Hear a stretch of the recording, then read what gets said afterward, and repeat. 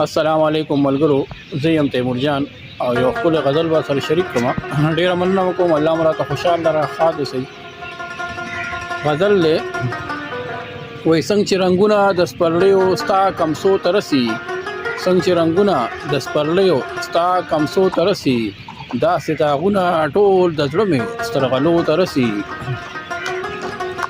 ګله پرې نوتو ما زړه مې په زرخیزه ځمکه، ګله پرې نوتو ما زړه مې په زرخیزه ځمکه، ګله دا ستا کړې وعدې دي اسویلو ته رسي.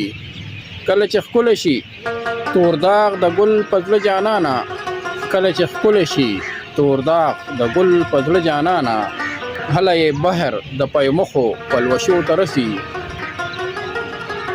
او زړه که پرې نوت لکه تخم د امید په خاوره، زړه که پرې نوت لکه تخم د امید په خاوره، الهام به یې څنګه ستا د سرو شونډو وږمو ته رسي.